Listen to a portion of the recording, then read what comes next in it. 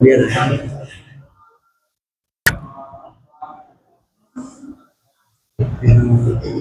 एक जगह हंसना नहीं चाहिए। स्वामी जी की दिमाग दिया जाती है।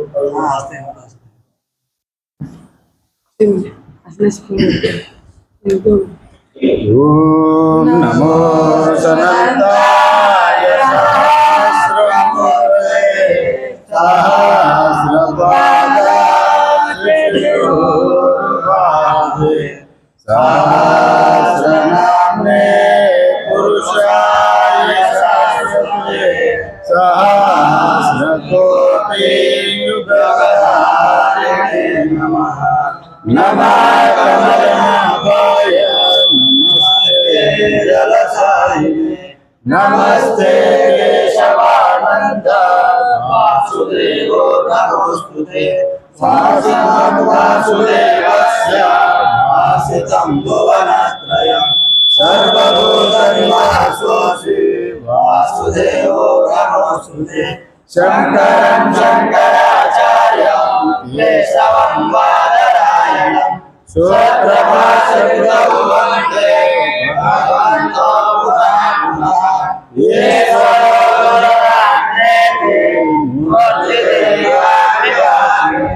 व्योमवद्व्याप्तदेहाय तस्मै श्रीगुरवे नमः।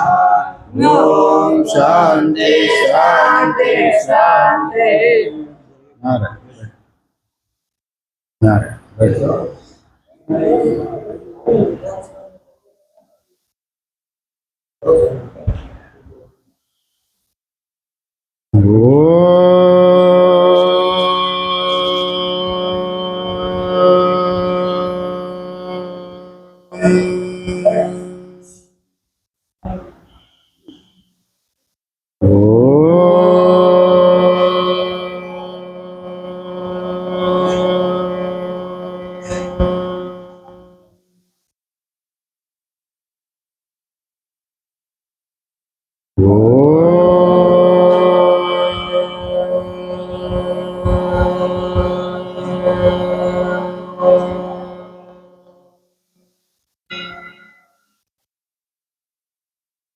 ओम शन्नो मित्रः शं वरुणः शन्नो भवत्वर्यमा शन्नो इन्द्रो बृहस्पतिः शन्नो विष्णुरुक्रमः नमो ब्रह्मणे नमस्ते वायो त्वमेव प्रत्यक्षं ब्रह्मासि त्वामेव प्रत्यक्षं ब्रह्म वदिष्यामि ऋतं वदिष्यामि सत्यं वदिष्यामि तन्मामवतु तद्वक्तारमवतु अवतु माम् अवतु वक्तारम्।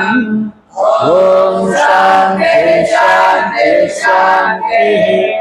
ओम सहना भवतु सहनो भुनक्तु सह वीर्यं करवावहै तेजस्विनावधीतमस्तु मा विद्विषावहै। ओम शांति शांति शांतिः।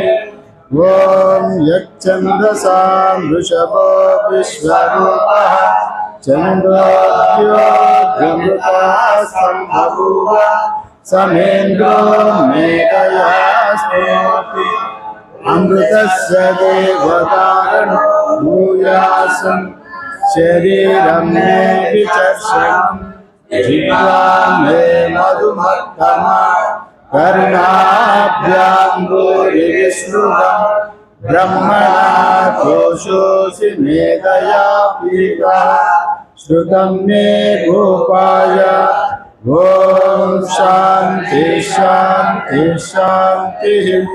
ओम अहं वृक्षस्य रेरिका हेतुष्टं गिरेरिवा पवित्रो वाजिनीवास्म अमृतमस्मि द्रविणगं सवर्चसं सुमेधा अमृतोक्षिता इति त्रिशङ्कोर्वेदानुवचनम्। ओम शांति शांति शांति। ओम पूर्णमदा पूर्णमिदं पूर्णात् पूर्णमुदच्यते पूर्णस्य पूर्णमादाय पूर्णमेवावशिष्यते। ओम शांति शांति शांति। ओम आप्यायन्तु ममाङ्गानि वाक्प्राणश्चक्षुः श्रोत्रमतो बलमिन्द्रियाणि च सर्वाणि सर्वं ब्रह्मोपनिषदम् माहं ब्रह्म निराकुर्यात् मा ब्रह्म निराकरणमस्तु निराकरणं मे अस्तु तदात्मनिरतेय उपनिषत्सु धर्मास्ते मयि सन्तु। ओम शांति शांति शांति।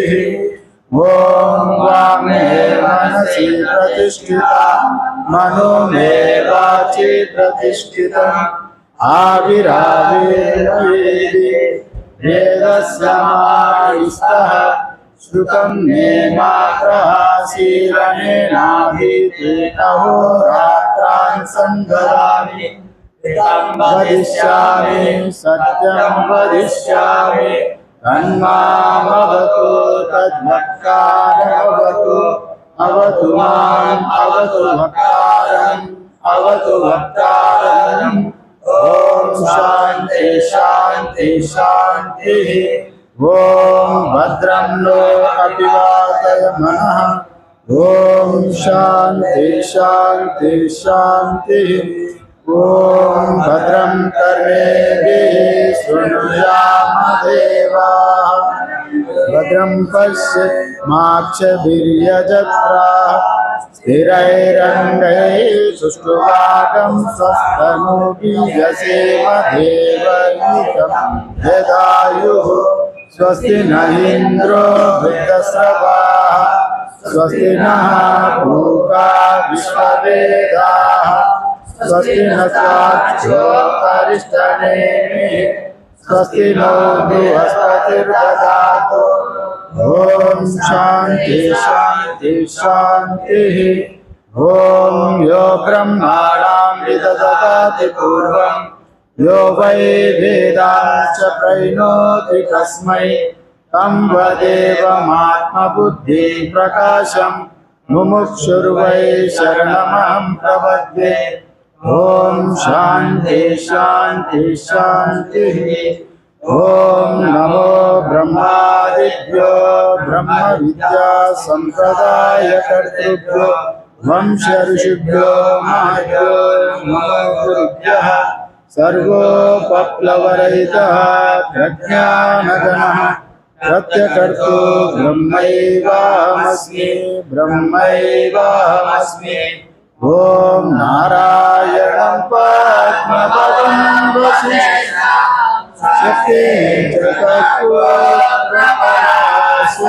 च व्यासं सुतं गौडपदं महान्तं योगीन्द्रयोगीन्द्रमपास्य शिष्यं श्रीशङ्कराचार्यमपास्य पद्मा पादं च हस्तामलकं च शिष्यं कण्ठोदकं वार्तिककारमन्यम् अस्मद्गुरुसन्ततमागतोऽस्मि श्रुते स्मृते पुराणानाम् आलयं करुणालयं नमामि भगवत्पादं शङ्करं लोकशङ्करम् शङ्करं शङ्कराचार्यं केशवं बादरायणं सूत्रभाष्यकृतौ वन्दे भगवन्तौ पुनः पुनः ईश्वरात्मेति मूर्तिभेदाभिवादि व्योमवद्व्याप्तदेहाय दक्षिणामूर्तये नमः। ओम शांति शांति शांति।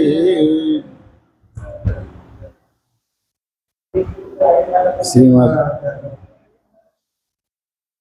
श्रीमद् भगवत गीता 16वीं अध्याय 21वीं श्लोक से। वसुदेव सुतं देवं कंस चाणूरमर्दनं देवकी परमानन्दं कृष्णं वन्दे जगद्गुरुं त्रिविधं नरकस्येदं द्वारं नाशानमात्मना कामक्रोधास्तथा लोभा तस्मादेतत्त्रयं त्यजेत् एतैर्विमुक्त कौन्तेय तमोद्वारैस्त्रिभिर्नरा आचरत्यात्मनः श्रेया ततो याति परां गतिम् यशास्त्राविधिमुत्सृज्य वर्तते कामकारताम् न स सिद्धिमवाप्नोति न सुखं न परां गतिम् तस्माच्चास्त्रं प्रमाणन्ते कार्याकार्याव्यवस्थितो ज्ञात्वा शास्त्राविधानोक्तं कर्म कर्तुमिहर्वसि। ओम तत्सदिति श्रीमद्भगवद्गीतासु उपनिषत्सु ब्रह्मविद्यायां योगशास्त्रे श्रीकृष्णार्जुन संवादे दैवासुर संपद्विभाग योगो नाम श्रीकृष्णार्पणमस्तु। हाँ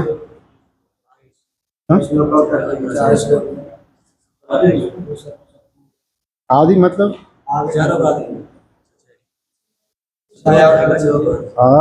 चैप्टर खत्म हो गया ना।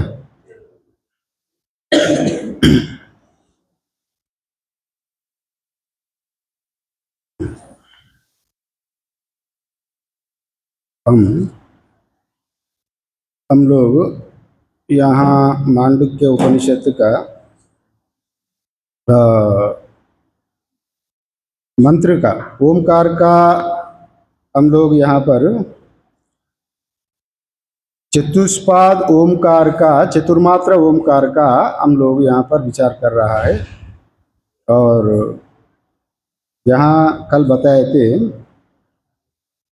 कल हम लोग देखे थे इसका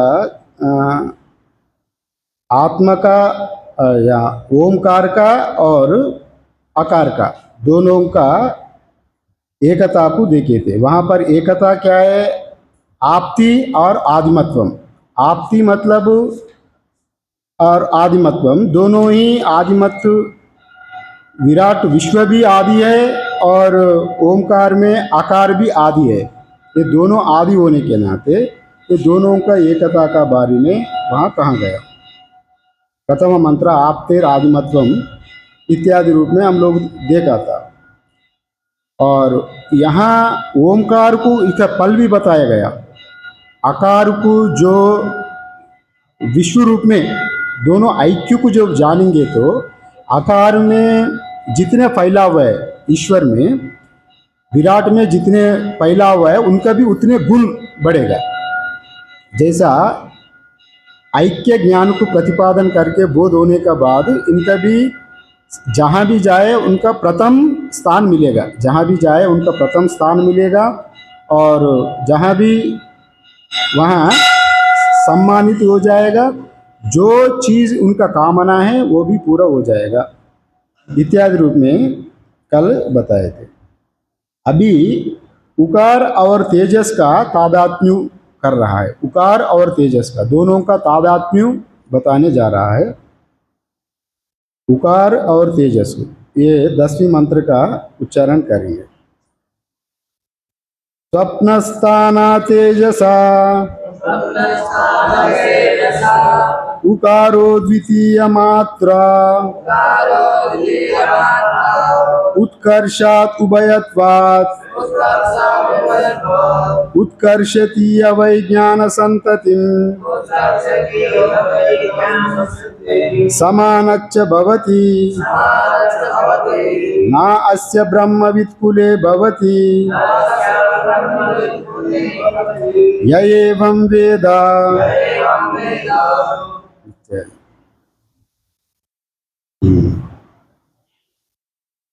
यहाँ पर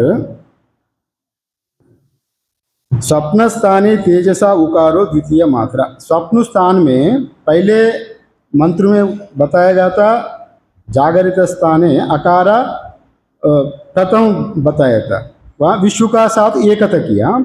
यहाँ पर स्वप्न स्थान में उकारो द्वितीय मात्रा, वो द्वितीय मात्र आ वो माँ में उकार आता है दूसरा नंबर में, इसलिए यहाँ पर स्वप्न का साथ वहाँ तेजस दूसरा है, यह बताने का है। दोनों को एकता करने के बजाय ये बात को कह रहा है। कैसा कह रहा है यहाँ पर, मतलब उत्कर्षात् उभयत्वात्, यहाँ दोनों का उत्कर्ष है, उभयत्व है। उभयत्व मतलब उकार है आकार का मकार का बीच में है, आकार मकार का बीच में उकार है, और विश्व प्राज्ञ का बीच में तेजस है, और जागृत सुषुप्ति का बीच में स्वप्न है। इस स्थान में ये तीनों एक बीच में होने के नाते यहाँ कहा गया उत्कर्षात, दोनों से आकार से उत्कृष्ट है। उत्कर्ष माने बेटर, उत्कृष्ट है। जो सूक्ष्म होता है वो उत्कृष्ट होता है, स्थूल वस्तु उत्कृष्ट नहीं होता है, सूक्ष्म वस्तु उत्कृष्ट होता है। इसलिए यहाँ पर उकार आकार से उकार उत्कृष्ट होने के नाते आप इसको नहीं समझेंगे, विराट से हिरण्यगर्भ उत्कृष्ट होता है, क्यों सूक्ष्म होने के नाते। विराट से भी बड़ा हिरण्यगर्भ होता है। हमको कैसा मालूम पड़ता है, जो व्यक्ति प्रपंच है वही बड़ा है, और जो सूक्ष्म है छोटा से छोटा होता है। हमारा धारणा वैसा है। हम लोग जैसे इतने बड़े कुछ मकान बनाए तो मकान हमको दिख रहा है, अगर एक गड़ा दिख रहा है, गड़ा बड़ा रूप से आपको गड़ा दिख रहा है, किंतु वो मिट्टी का पिंड में रूप में इतने ही रहेगा, किंतु उसको फैलाए तो बड़ा हो जाएगा। वैसे ही यहाँ पिंड रूप में जैसा सूक्ष्म रूप में व्यापक होने के नाते यहाँ आकार से भी उकार बड़ा है, और ये दोनों के बीच में रहते हैं। उकार का स्थान है, और मकार आकार मकार का बीच में उकार का स्थान है। जैसा जागृत सुषुप्ति का बीच में तेजस है, वैसे ही विश्व और प्राज्ञ का बीच में यहाँ तेजस रहता है। सुषुप्ति जागृत सुषुप्ति का बीच में स्वप्न रहता है। ये बात यहाँ कहा गया। और यहाँ उत्कर्षात् मीन्स माने श्रेष्ठ उत्कृष्ट, ऊपर उठने के कारण यहाँ उत्कृष्ट है, मतलब आकार से ऊपर है। यहाँ आकार मतलब आकार को नहीं समझना, आकार रूप ओमकार। हम जब ओमकार का उच्चारण करते हैं ना, ओम, ओ आ कहने का, जब आ कहता है मुंह से निकलता है आ, ऊ में दोनों ऊँटों का बीच में ऊ रहता है। फिर जब मकार में होता है तो दोनों ऊँट बंद हो जाता है। ये दोनों का बीच में होने के नाते ये दोनों के साथ संबंधित रखता है उकार। और ये कहा गया उभयत्व। उभयत्व मतलब इसका उकार दोनों से जुड़ा हुआ होता है, मकार से भी जो इनका संबंध रहता है, आकार से भी संबंध रखता है।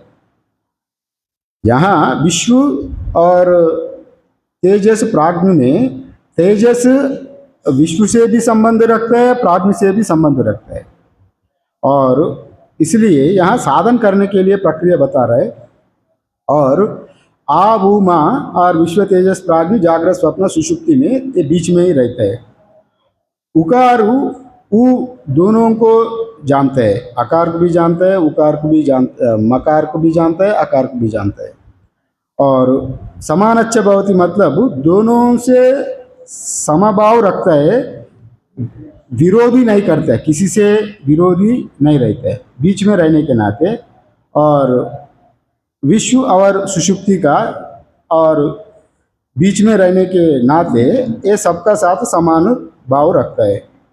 और शत्रु मित्र पक्ष से भी ये समान रखता है। उकार उसको ना शत्रु रहता है ना मित्र रहता है उकार को। अभी भाष्य में है, इसको स्पष्ट करिए। शत्रु मित्र दोनों पक्षों से समभाव रखता है, जैसा गीता में भी कहा गया, समझ शत्रु च मित्रे च तथा मानापमान इत्यादि रूप में।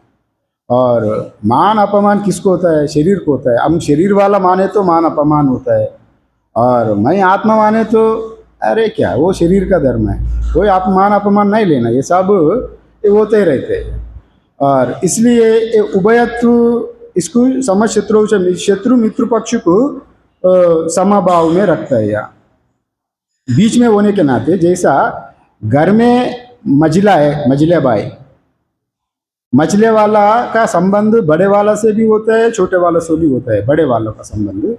वैसे ही यहाँ उकार विराट पुरुष हिरण्यगर्भ प्राग्नि से, ईश्वर से भी संबंध रखता है, विराट से भी संबंध रखता है।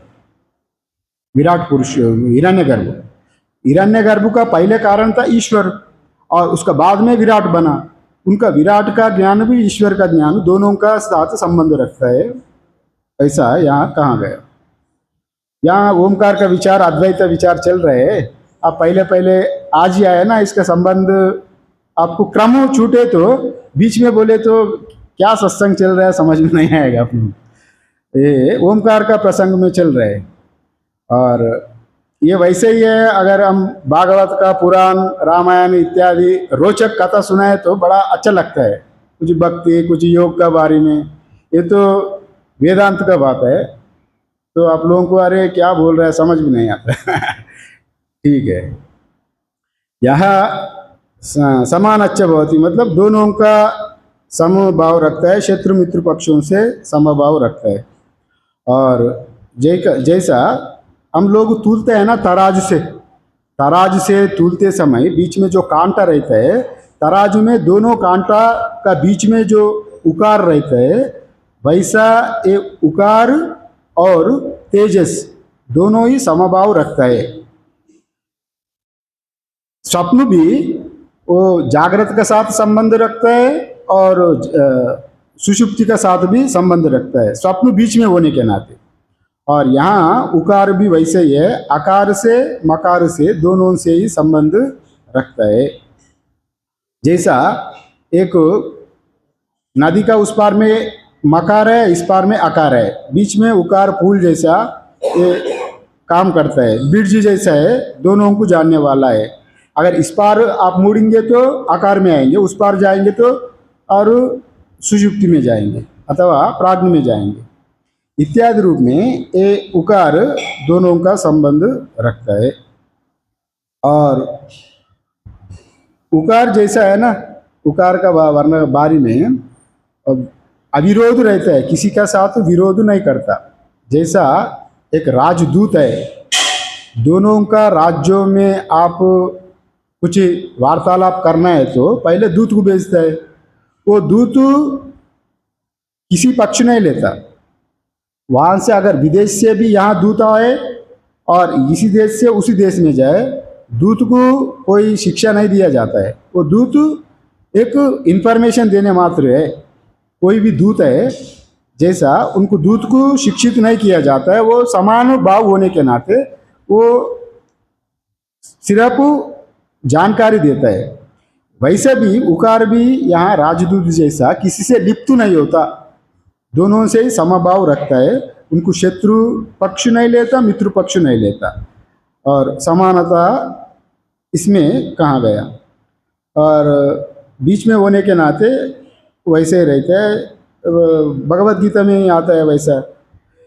सिद्ध सिद्धयो समो भूत्वा समत्वम योगम उच्यते। सिद्धि असद्धि से सम रहता है, वो समान रहना ही योग योग कहा जाता है। यहाँ इसका बारे में समत्व को ही योग कहा गया। ये इसका पारी में जो जान लेता है इसका समत्व को, विश्व हमारा जो विश्व तेजस प्राज्ञ और ये उकारु तेजस को ऐक्य को अथवा उकारु हिरण्यगर्भ का ऐक्यता को जो अनुभव करता है, ये हिरण्यगर्भ ही उकार रूप में सब व्यापक दोनों का बीच में जो शत्रु मित्र पक्ष से संबंध रहित सब में दोनों को साथ आकार से विष्णु से भी श्रेष्ठ है, और ये दोनों सम्यक रूप में जो जानता है उसका फल भी बताता है। उकार का जो स्थान है वो सुषुप्ति स्थान, अगर जागृत स्वप्न सुषुप्ति में उकार का स्थान रूप में देखे तो, और उकार का गुण है उत्कर्ष और उभयत्व। उत्कर्ष मतलब उत्कृष्ट, आकार से अधिक उत्कृष्ट होने के नाते उत्कर्ष कहा गया, और उभयत्व मतलब दोनों से संबंध मित्रता होने के नाते उभयत्व कहा गया। और जब उच्चारण करें तो हम लोगों को उ बीच में रहता है दोनों का ऊट में, वो तो बता दिया गया। उत्कर्षति है वै ज्ञान संततिम समानच्च भवति। यहाँ श्लोक में है उत्कर्षति है वै समानच्च ज्ञान संततिम भवति। और इसका जो जानने वालों को ज्ञान की धारा ऊपर उठता है, इसका जो साधन करता है ना उकार का, ओमकार उकार प्रदान ओमकार साधन करने वालों का उनका ज्ञानी में वृद्धि होता है, ज्ञान में वृद्धि होता है उकार प्रदान ओमकार का उच्चारण करने वाला। और समानच्च भवति, समदर्श भी हो जाता है। और ना अस्य ब्रह्मविद कुले भवति, ना अस्य ब्रह्मविद कुले भवति अर्थात जो इस ओम उकार प्रदान ओमकार साधन करने वालों जो साधक है उसका घर में कोई अब्रह्मविद नहीं रहेगा, माने ब्रह्मविद कुले अज्ञानी नहीं रहेगा। अस्य ब्रह्मविद कुले भवति, अस्य अब्रह्मविद कुले भवति, माने जो मूर्खों का घर में जन्म नहीं लेता है, वैसे साधन करने वालों का जो भी साधन करता है उनको विद्वान ही पैदा होता है, मूर्ख संतान पैदा नहीं होता है।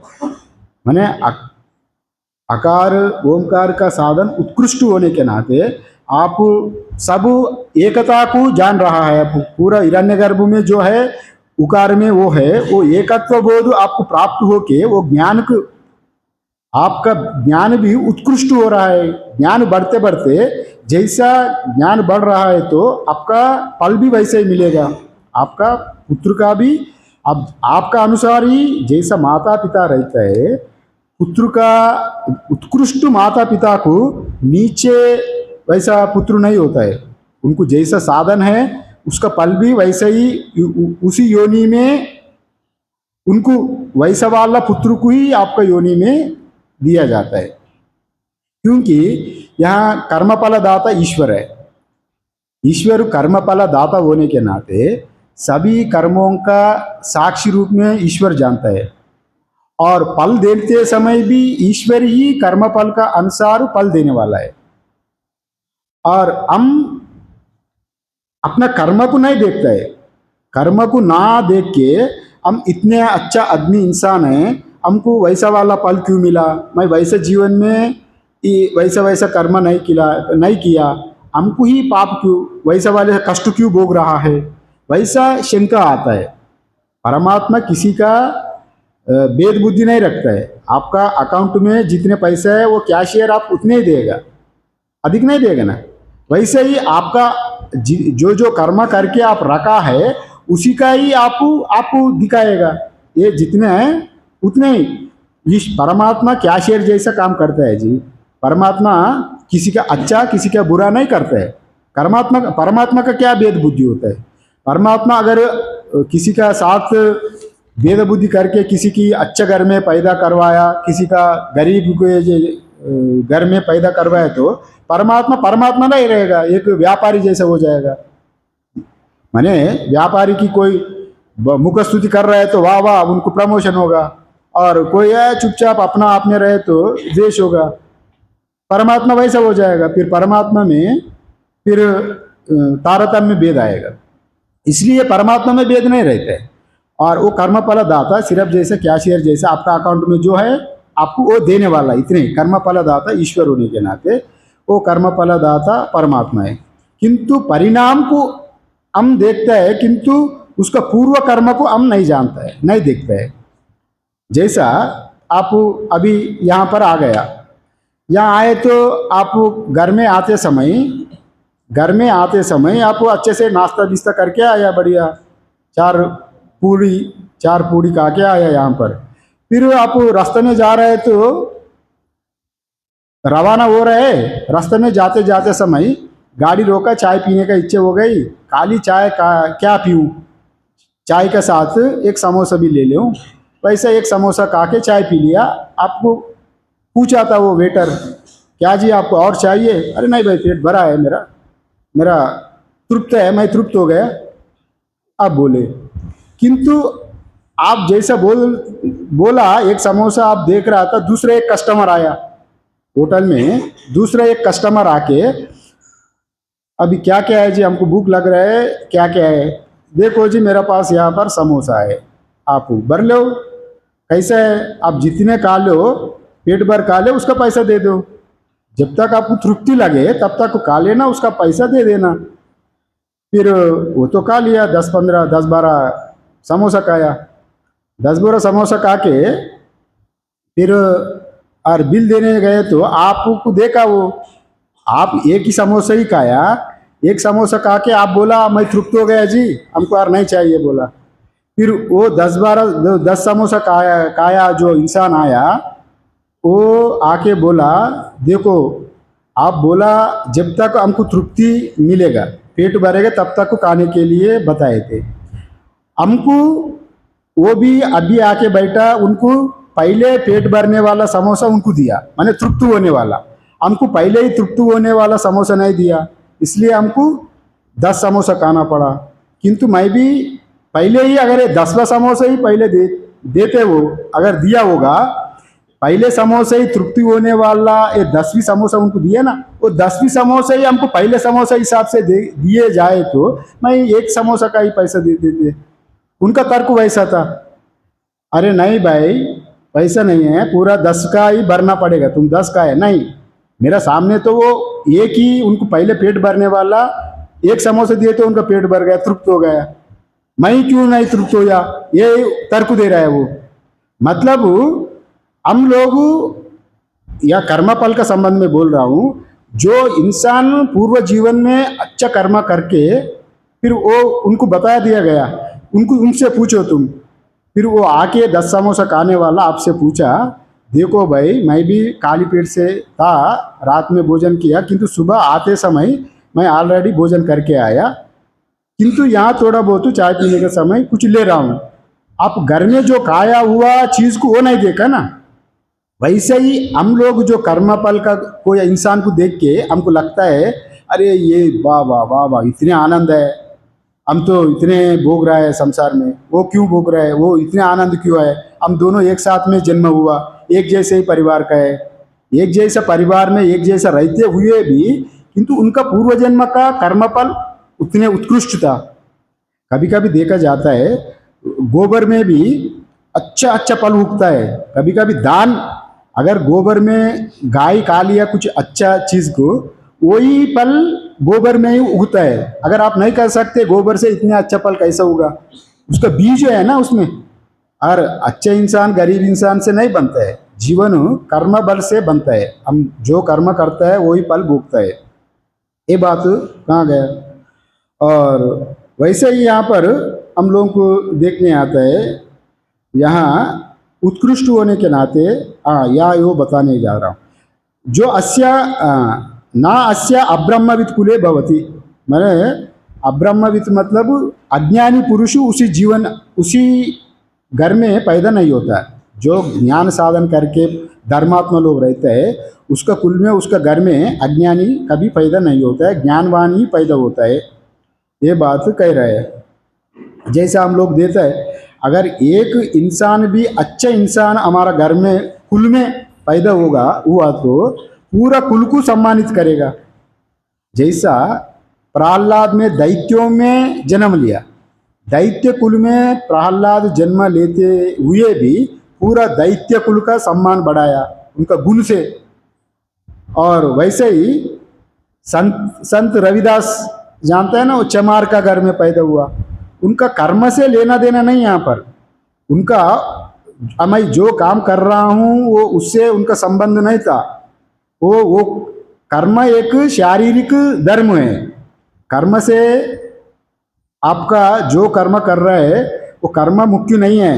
कर्म का साथ आपका भावना कैसा है, छोटा कर्म बड़ा कर्म कर्म हिसाब नहीं है जी। आध्यात्मिक जीवन में अगर चित्त शुद्धि होना है तो कर्म अब छोटा भी हो बड़ा भी हो, झाड़ भी मारे, किंतु ईश्वरार्पण बुद्धि से अगर झाड़ भी मारे, मैं ईश्वर के लिए ही झाड़ू मार रहा हूँ, अगर वो अंतःकरण में शुद्धि आता है।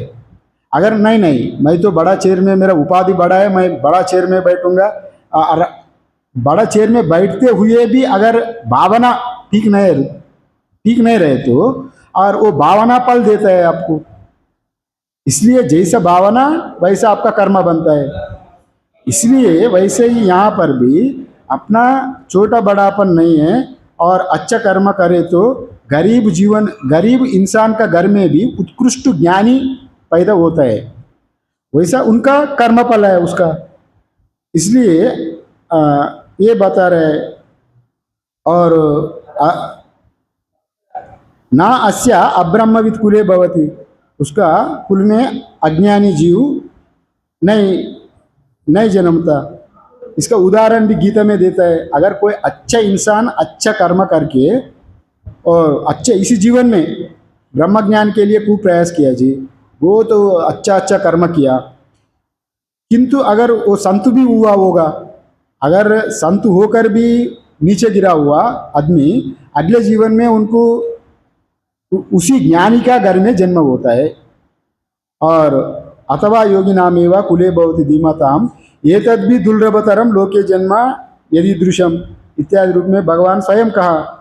हर कोई उत्कृष्ट कर्म करके रहा, उनका गति कभी नीचे नहीं होगा, और उसी गति से ही उनको जीवन भी मिलेगा। अथवा योगी नामेवा, योगियों का कुल में जन्म लेता है, और वो कर्म फल का अनुसार होता है।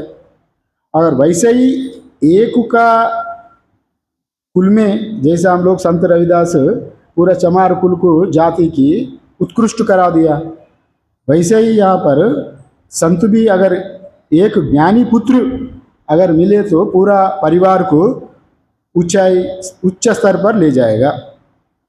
और ज्ञान जब हो जाए तो वहाँ अभिमान भी नहीं रहता है। जब शारीरिक में जो भी हम कर्म करें, भागवत में भी व्याध आता है, व्याध गीता, वो कसाई था, वो मांस बेचते थे, किंतु उनका ज्ञान था उत्कृष्ट, ब्रह्म ज्ञान का संबंधित था, ब्रह्म का साथ संबंध थी। और वैसा भी कहानी मिलता है। एक योगी जाके जंगल में तपस्या कर रहा था, योगी जी बहुत साल 20 साल हो गई, और उनको सिद्धि हो गई, थोड़ा सिद्धि हो गई, सिद्धि जैसा 20 साल हो गई। एक बार पेड़ के नीचे तपस्या कर रहा था, और ऊपर में कौवा आके बैठ गई सूखा डाल में, वो डाल टूट गया, योगी का सिर में गिर गई। योगी तपस्या कर रहे तो गुस्सा आ गई, गुस्सा से कौवा को देखा, उनका क्रोध था ना, तपो बल था, उनसे कौवा को देखते ही कौवा जल गई। तभी वो समझ लिया मैं सिद्ध हो गया, मेरा साधना में मैं सिद्ध हो गया, अब ये प्रमाण है, मैं सूरत गुस्सा करके थोड़ा देखे तो ही वो कौवा जल गई, अभी मैं साधन करने का नहीं है वैसा। और वो गांव में जाए, भिक्षा जैसा रोज भिक्षा करता है ना, भिक्षा में जाए तो गृहस्थ जीवन में भी अगर अपना धर्म ठीक ठीक निभाएंगे तो गृहस्थ जीवन में भी सिद्धि मिलता है जी। आप सिद्धि की प्राप्त कर लेता है, कर्म से भी सिद्धि मिलता है, ज्ञान से भी मिलता है, योग से भी मिलता है, सबसे सिद्धि मिलता है। और गृहस्थ में एक धर्म पत्नी थी। पति बीमारी था तो पति का सेवा कर रहा था, प्रतिव्रता। और वो प्रतिव्रता का धर्म कभी नहीं छोड़ी। पति का सेवा करते करते करते उसमें उतनी शक्ति आ गई।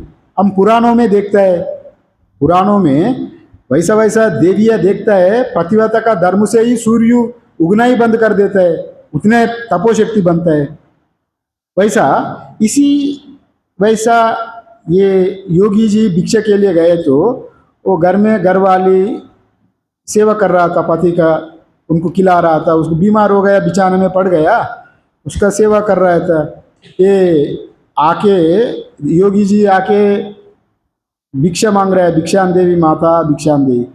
दो चार बार कहे तो कुछ नहीं दे रहा है, तो जोर आवाज से कहा, किंतु वो महिला ने उत्तर दिया, घर घर दरवाजा बंद थी, अंदर से ही उत्तर दिया, वो योगी महात्मा, मैं आपका जो पेड़ का ऊपर कौवा जैसा नहीं है, आप थोड़ा इंतजार करो, मेरा पति का सेवा कर रहा हूँ, सेवा का बाद आपका भी पूजा हो जाएगा, भिक्षा मिलेगा। फिर वो साधु ने दंग रह गया। ये बात मैं अकेला ही जानता हूँ, ये महिला कैसे जाना? मैंने महिला का भी वो पति का सेवा करते करते उसमें उतने गुण आ गया, वो उतने शक्तिवान हो गई। दूसरों को आवाज सुनते ही वो कैसा आदमी है पता चलेगा। मैंने उनका आवाज सुनते ही उनका पूरा गुण धर्म उनको मालूम पड़ेगा। वैसे ही यहाँ जो पहले भी कल भी बताया था, उनको सर्वगुण सर्व कामना पूरा हो जाएगा, सब कुछ जाना जाएगा। इनका भी जब व्यापक दृष्टि से ओमकार का उपासना करते समय और उनको भी उतने ही गुण आ जाता है। और ये बात यहाँ कहा गया, वैसे ही यहाँ पर भी ये जो कुछ बनता है कर्म से ही बनता है, कर्म में अभिमान नहीं रहता है। वैसे ही वो महिला का जितने साधन करते, अपना गृहस्थ जीवन जीते जीते ही सिद्धि हो गई, वैसे ही अपना अपना धर्म में ही सिद्धि होने का प्रक्रिया शास्त्र में ही कहा गया। और फिर वो महिला वो उनको व्याध का पास, महाभारत में जो वेद है ना, वो योगी की वहाँ पर भेजा। वहाँ पर एक योगी जी है, एक वैसा आदमी है, उनसे आप ज्ञान प्राप्ति कर लो। फिर वो उनको देखे तो ही पता चला, भागवत में जो व्याध है वो योगी की देखे, अच्छा तुमको वो महिला भेजी क्या? माने उनको भी वो उतने ज्ञान हो गई। वो एक व्याध, ये भागवत में आता है, व्याध गीता बोल के है, इसमें अपना कर्म कसाई काम करते हुए भी उनका मन को उतने उच्च में रखा साधन में, और वो भी सिद्ध हो गया। कर्म से साधन में नहीं बनता है, कर्म से संबंधित नहीं है, अपना भावना से, अब किस भाव से काम कर रहा है। फिर वो उनका साथ मुलाकात होते वो बताया था, योगी जी ने पूछा, आप इतने बड़े ज्ञानी होकर भी ये मांस क्यों बिक रहा है, बेच रहा है? देखो जी, ये मेरा कुल का धर्म है, मैं खुद मांस नहीं खाता हूँ, मैं खुद मेरा एक धर्म को पालन कर रहा हूँ। मेरा अपना बूढ़े माता पिता है, उनको पालन करने के लिए मेरा धर्म को अपना रहा हूँ, किंतु मैं खुद भी किसी जीव को हिंसा नहीं करता हूँ। जो लमसम में जो बेचता है एक जानवर को, मैं उससे थोड़ा हिस्सा खरीद करके यहाँ बेचता हूँ, इतना ही मेरा। मैं किसी जीव को भी हिंसा नहीं करता हूँ, मेरा अपना धर्म कर रहा हूँ। धर्म पालन करते करते व्याध भी सिद्ध हो गए। वैसे ही यहाँ पर भी, यहाँ मान अपमान भी यहाँ छूट जाता है। माने वो सर्वव्यापक होने के नाते सभी ओर से ऊपर हो जाता है। वैसे ही ज्ञानियों का, संतों के बीच में भी वैसा आता है। गोरा कुमार नामक कुमार था, महाराष्ट्र में एक बड़ा संत है गोरा कुमार। वो गोरा कुमार गड़े बनाते थे और बड़े बड़े ज्ञानी आते थे उनका साथ सत्संग करने के लिए। एक बार नामदेव भी गए थे। नामदेव है विट्ठल जी का भक्त थे और उनका ब्राह्मणत्व का अभिमान थे मन में। और ये कुमार थे, कुमारी होकर भी ज्ञानी थे। ये नामदेव वहाँ जाके सत्संग में बैठा और नामदेव से, गोरा कुमार से कोई पूछा, आप गड़े को कैसा पता चलता है आपको गड़ा कच्चा है पक्का है? देखो जी, हम जाति से कुमार हूँ, हमको देखते ही पता चलता है, थोड़ा से टोक देता है पत्थर, गड़ा पका है कच्चा है, हम लाठी से थोड़ा से डंडा से टोके तो हमको पता चलेगा ये गड़ा कच्चा है पक्का है। फिर वो दूसरे संत ने बताया, हम भी मिट्टी का ही पात्र है, आप तो ज्ञानी हैं, हमको भी थोड़ा थोड़ा टोक के बताओ, हम ज्ञानी हैं अज्ञानी हैं? अज्ञानी मतलब मन में कामना क्रोध, काम क्रोध है नहीं है इत्यादि। तभी वो जब सबको टोक रहा था, यहाँ नामदेव भी था, नामदेव को अभिमान आया, तुम ये कुमार जाति वाला होकर हम ब्राह्मण वाला को लाठी से सिर में मारता है, टोकता है, तुम बहुत नाराज होकर वहाँ से चले गए। फिर गोरा कुमार ने कहा ये गड़ा कच्चा है, उनसे कहाँ गया? बाद में वो ज्ञान, उस समय उनको ज्ञान प्राप्त नहीं हुआ था नामदेव। मैंने ये गड़ा कच्चा है, मैंने कच्चा मतलब ये टोकना। अगर अंदर में हम लोग इतने साल से श्रवण मनन निधिध्यासन इतने कर रहे हैं तो आपका कभी कभी परीक्षा लेना पड़ता है ना जी, आपका कितने मजबूत है। आपको एक गाड़ा गाड़ लिया, एक स्तंभ को गाड़ लिया, तभी इसको हिला के देखते हैं ये पक्का है नहीं है, तभी टूटा फूटा पिल्लर में हम मकान नहीं जमाते हैं ना। वैसे ही यहाँ पर भी वैसा सभी अभिमानों से मुक्त हो जाता है, एक ज्ञानी हो जाए तो सभी हम पार हो जाता है बेड़ा, पूरा संसार कुल। जननी पवित्रम कुलम इत्यादि एक श्लोक है, शंकराचार्य ने लिखा वैसा। अगर एक ज्ञानी जन्म में पैदा हुआ तो उनका माता का गर्भ पवित्र होता है और 7 पीढ़ियाँ भी वो पवित्र कर देता है एक ज्ञानी। वैसा दुर्लभ माता पिता का संस्कार भी होना चाहिए, क्योंकि अगर ज्ञानी का संबंध में आया तो ये बता रहा हूँ, वैसा ज्ञानियों का कुल में वो जन्म लेता है, मतलब वो जन्म जिस कुल में लेता है तो वो जन्म देने वाला का भी संस्कार उत्कृष्ट होना चाहिए। जैसा अगर कोई माता है, माता का पवित्रता जो चरित्र अच्छा है तो वो धर्म चरित्र और इतने साल से जो अपना धर्म अनुष्ठान करते करके अपना अंतःकरण को जब शुद्ध किया, तभी उनको फल भी वैसे ही उत्कृष्ट पुत्र मिलेगा। अगर आजकल ज़माना में हम लोग देखते हैं, अगर आजकल ज़माना में हम जो कहते हैं ना, सभी आप भी इंसान मैं भी इंसान, और हम और बीच में क्या भेद है, आपका भी 2 का आंख है कान है, हम भी वैसे ही है, हम भी जॉब कर रहा हूँ आप भी जॉब नौकरी कर रहे हैं। अरे हमारा पास बहुत पैसा है, हमारा पास बहुत पैसा है, आप हम एक जैसे ही है, हम दोनों समान ही है, यहाँ पैसे से हिसाब रखता है। इसलिए इंटरकास्ट मैरिज होता है ना आजकल, माने वो एसी भी हो ये ब्राह्मण भी हो, अरे हम भी कमाई कर रहे हैं तुम भी कमाई कर रहे हैं, चलो शादी कर लो।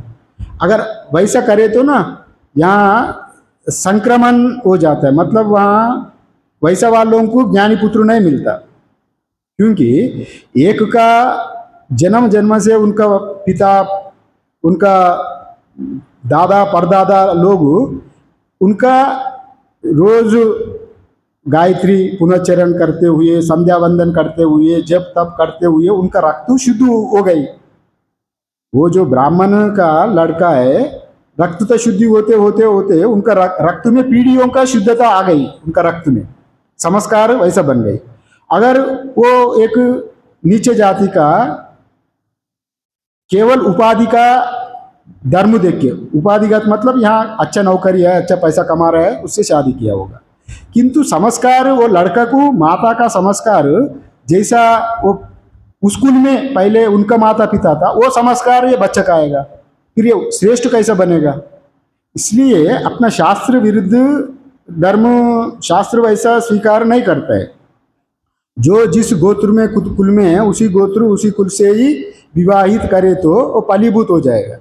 नहीं तो संकर जाति होता है ना, हम लोगों का भी पेड़ पौधे में भी एक जाति के मिला के एक नया उत्पादन करता है, ना उधर का ना वो जाति का धर्म आता है ना ये जाति का धर्म आता है, तो बीच वाला हो जाता है। कोई वैसा शास्त्र में वो शुद्धता नहीं रहेगी। इसलिए यहाँ पर शास्त्र का अनुसार वो इंटरकास्ट इत्यादि रूप में शास्त्र स्वीकार नहीं करता है। और मैं हम लोग अपना विषय में आ जाए तो ये भी विषय का ही अंग है। हाँ, स्वप्न स्थानो तेजसा उकारो, स्वप्न स्थाना तेजसा यासा ओंकारस्य उकार द्वितीय मात्रा। यहाँ पर स्वप्न स्थाना तेजसा, स्वप्न स्थान में तेजसा या सा उकारस्य ओंकारस्य उकार द्वितीय मात्रा, ओंकार का जो द्वितीय मात्रा उकार और स्वप्न स्थान में तेजस, ये दोनों ही एक ही है, एक जैसे ही यहाँ निरूपण कर रहे हैं। ये दोनों एक ही है तो फिर पूर्व पक्षी यहाँ पर शंका उठा रहा है, केन सामान्येन, ये दोनों एक कह रहा है किसी समानता से। समान होना चाहिए ना, हम जो कुछ व्यवहार भी करता है तो समान अधिकार से, समान पुरुष से ही व्यवहार करता है, नीचे लोगों से हम लोग दोस्त नहीं करता है। और ये दोनों समान एक जैसे है तो केन सामान्येन, किसी समानता के कारण। और इत्याह माने उसका उत्तर दे रहे हैं, उत्कर्षात् अकारात् उत्कृष्टः इव ही उकारः तथा तेजसा विश्वात्। जैसा यहाँ आकार से उत्कृष्ट होने के नाते, उकार आकार से उत्कृष्ट होने के नाते, और विश्व से तेजस उत्कृष्ट होने के नाते, विश्व से तेजस उत्कृष्ट है और आकार से उकार उत्कृष्ट है। जैसा विराट से हिरण्यगर्भ उत्कृष्ट है और आकार से भी विश्व से भी तेजस उत्कृष्ट होने के नाते दोनों का समानता ये बता रहे। आकारात् उत्कृष्ट इवा ही उकारः तथा तेजस विश्वात्, तेजस भी विश्व तेजस प्राज्ञ में तेजस बीच में रहते हैं ना जी, और तथा तेजस विश्वात्, विश्व से उत्कृष्ट तेजस है वो सूक्ष्म होने के नाते। जो चीज़ सूक्ष्म होता है वो मजबूत होता है, पावरफुल होता है। और ये बता रहे उभयत्वाद्वा अकार मकारयो मध्यस्थः, दोनों का समानता और एक भी बता रहा है, एक है बीच में होने के नाते और दोनों का संबंध उभयत्वाद अकार मकारयो मध्यस्थ। उकार कहाँ पर है, आकार का मकार का बीच में उकार होने के नाते, मध्यस्थ होने के नाते, इनका संबंध बीच में होने के नाते, और वो एकता बता रहे हैं, दोनों एक सामान्य है। और उकारः तथा विश्व प्राज्ञा, उकारः तथा विश्व प्राज्ञयोर मध्ये तेजसा, अतः उभयभक्त्वः सामान्यात्, यहाँ दोनों ही विश्व और विश्व का और प्राज्ञ का बीच में तेजस है, और आकार का और मकार का बीच में उकार है। ये दोनों जागृत और सुषुप्ति का बीच में स्वप्न है, और वैसा ही ये उकार का भी सामान्यता दोनों का बीच में होने के नाते ये समानता यहाँ पर कह रहा है। उभयत्वाद्वा अकारा मकारयो मध्यस्थ, दोनों के बीच में समान होने के नाते उकार भी यहाँ समान ही है। उकारः तथा विश्व प्राज्ञयोर मध्य तेजसा, उकार भी विश्व का और प्राज्ञ का बीच में होने के नाते ये दोनों का संबंध है। अतः उभय भक्त्वा सामान्य। और विद्वत् फलम उच्यते, और विद्वत् फलम मतलब वैसा कोई जानता है, माने ये दोनों का एकत्व का फल को जो जानता है, विद्वत् फलम उच्यते।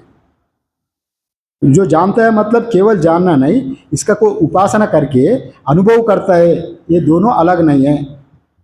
तेजस माने यहाँ विश्व हम लोग ले रहे हैं व्यष्टि दृष्टि से, समिष्टि दृष्टि से लेंगे तो हिरण्यगर्भ का और उकार का बीच में एकता को बता रहे हैं यहाँ पर। और हम तेजस को लेंगे, विश्व तेजस प्राज्ञ को अगर हम ले आए तो तेजस को लेना, अगर आपको समझना है तो हिरण्यगर्भ को ले सकते, समिष्टि में जाना है तो। और ये एकत्व होने के नाते ये दोनों का एक ही है जो जान लिया। विद्वत् फलम उच्यते उत्कर, अगर वो उत्कर्षति है वही ज्ञान संततिम, अगर वैसा कोई जान लिया तो उत्कर्षति है वही ज्ञान संततिम, वैसा कोई व्यापक हो गया उनका दृष्टि। ये उकार और हिरण्यगर्भ एक ही है। ओमकार में जो उकार है वो हिरण्यगर्भ का ही सूचक है, और वो विश्व तेजस प्राज्ञ में तेजस का सूचक, ये दोनों एक ही है। ऐक्य भाव को अनुभव किया हुआ साधक उत्कर्षति वही ज्ञान संतति, माने उनका ज्ञान बढ़ता है, ज्ञान में वृद्धि होता है, उनका ज्ञान में वृद्धि होता है, ये बता रहे हैं। और विज्ञान संततिम वर्तयति इत्यर्थः, विज्ञान संततिम वर्तयति इत्यर्थ मतलब उनका कुल में विज्ञान संतति उत्पन्न होता है। विज्ञान मतलब यहाँ पर वैसा लेना, ब्रह्म ज्ञान, ज्ञान या ब्रह्म का बारे में ज्ञान, हम लोग जितने शास्त्र अध्ययन कर रहे हैं वो पूरे शास्त्रों को ज्ञान जानकारी उनको हो जाता है, ज्ञानी होता है वो। यहाँ अपरोक्ष अनुभूति विज्ञान को नहीं लेना यहाँ पर, क्योंकि अगर कोई कुल में ज्ञानी यहाँ शास्त्र विरुद्ध हो जाता है। अगर विज्ञान संततिम वर्तयति इत्यर्थः, अगर इस वचन को, इस अर्थ को कोई ब्रह्मज्ञानी उसी कुल में जन्म लेता है तो फिर शास्त्र विरुद्ध हो जाता है। कोई भी जन्म लेता है तो उसको फिर श्रवण मनन निधिध्यासन करके ही अपना ब्रह्म ज्ञान को पाने का विधान है। और अगर केवल जन्म से ही ब्रह्मज्ञानी होता है तो शास्त्र का विरुद्ध बात होता है, इसलिए वो महाविद्वान होकर जन्म लेता है, शास्त्रों में पारंगत है पूर्व जन्म का संस्कार वजह से, वैसा लेना, किंतु ब्रह्मज्ञानी नहीं लेना विज्ञान। किंतु अगर गीता में अगर जाएंगे तो ज्ञान विज्ञान में बचा, वहाँ दो प्रकार का है, एक ज्ञान है एक विज्ञान है। वहाँ विज्ञान मतलब आत्मज्ञान को विज्ञान कहा गया, ज्ञान को शास्त्र ज्ञान को ज्ञान कहा गया भगवत गीता में, विज्ञान को अनुभूति की विज्ञान कहा गया। और यहाँ पर विज्ञान को अनुभूति नहीं लेना, यहाँ माने विद्वत वैसा कहा गया, विज्ञान संततिम वर्तयति इत्यर्थः। और समानः तुल्यस्यः मित्रपक्षस्यः इव शत्रुपक्षानाम् अपि अप्रद्वेषो भवति, वहाँ तुल्यत्व रहता है, समान भाव दोनों का, शत्रुपक्ष को मित्र पक्ष को दोनों को तुल्य समान भाव से वो माफ करता है, किसी का प्रति विरोध नहीं करता है।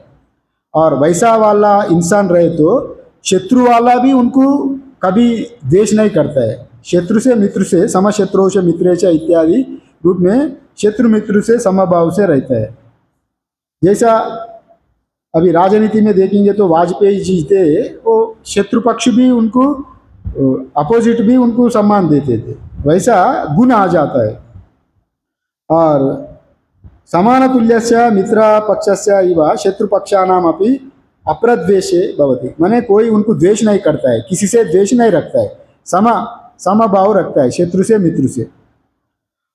और अब्रह्मवित् अस्य कुले न भवति य एवं वेद, अब्रह्मवित् अस्य कुले न भवति मतलब यहाँ ज्ञानियों का कुल में ही उनका जन्म होता है। अब्रह्मवित् मतलब यहाँ भी वही वैसे ही लेना, ब्रह्मज्ञानियों का कुल में वैसा नहीं, जिसका उत्कृष्ट ज्ञान है उसी कुल में ही इनका जन्म होता है। और वैसा पुत्र भी, अगर कोई माता पिता वैसा साधन किया, वैसा ज्ञानवान पुत्र ही उनको जन्म लेता है, ब्रह्म बंधु जन्म नहीं लेता है। ब्राह्मण कुल में भी अगर जन्म लेते हुए भी अगर वो ब्राह्मणत्व नहीं आया, संस्कार नहीं वो तो नहीं आए तो उनको ब्रह्म बंधु कहा जाता है। ब्रह्म बंधु मतलब ब्राह्मण कुल में अविद्वान होकर जन्म लेता है तो उसको ब्रह्म बंधु कहा जाता है। ब्रह्म बंधु मतलब मूर्ख, विद्वान नहीं है, मूर्ख ब्राह्मण, इसका अर्थ कहा जाता है। मूर्ख ब्राह्मण को ब्रह्म बंधु कहता है शास्त्र में। वैसा इनका घर में वैसा अब्रह्मवित् अस्य कुले न भवति या एवं वेद, अब्रह्मवित् कुल में जन्म नहीं लेता है। और इसी का बजाय यहाँ पर ओंकार और ओंकार मात्र में आकार उकार मकार में ये उकार का और यहाँ तेजस का तादात्म्य एकत्व को बताने के लिए ये श्लोक को बता दिया। एकता माने दोनों एक से ही सा उपासना करने वाला। इसमें दो प्रकार का है, वो भी सगुण उपासना निर्गुण उपासना, सकाम उपासना निष्काम उपासना।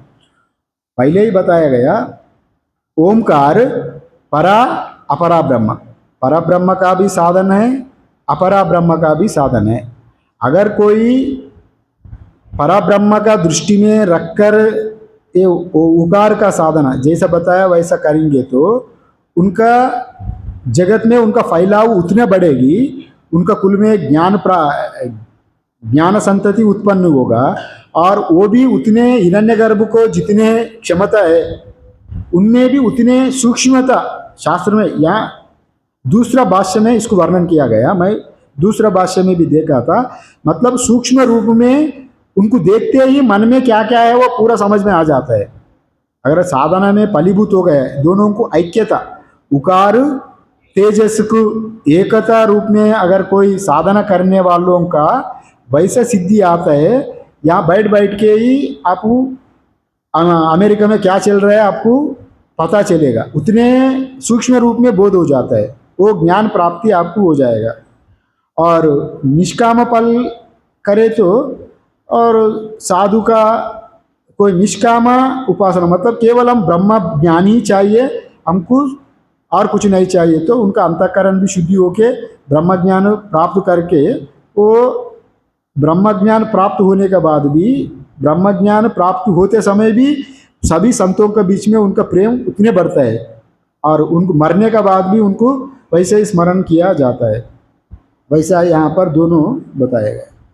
और दूसरा है मंत्र 11वीं में सुषुप्ति का और मकार का एकता को बताने जा रहा है। सुषुप्ति मकार दोनों संबंध ऐक्यता ज्ञान बताने, उसको कल देख लेंगे।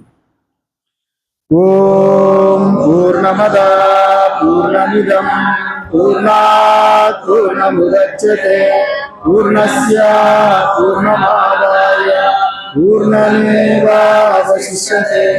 ओम शांति शांति शांति। शंकरं शंकराचार्यं केशवं बादरायणं सूत्रभाष्यकृतौ वन्दे भगवन्तौ पुनः पुनः। ईश्वरो गुरुरात्मेति मूर्तिभेदाविभागिने व्योमवद्व्याप्तदेहाय दक्षिणामूर्तये नमः। ओम शांति शांति शांति। नारायण।